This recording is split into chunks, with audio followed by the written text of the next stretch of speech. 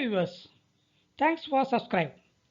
Who are not subscribed, please subscribe my channel and click bell icon to get notifications for latest videos from my channel. What are the question words are in English and how to form WH questions using those words we are going to see in this video. First, which. Example, which book. Normally which is used for things. Sometimes it can be used to talk about individuals in a group. Example, which boy, which girl, etc. Whose. Whose book? It means who is the owner of the book. Who. Who is used for persons. Who is he? Whom. Whom do you want? If you visit a company or office, the receptionist may ask you, whom do you want?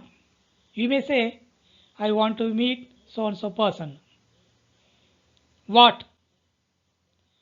What is this? When? When is used for time? When is your birthday? Where? Where is used for place?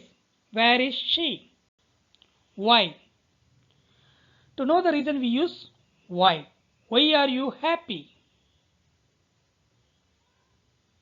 How?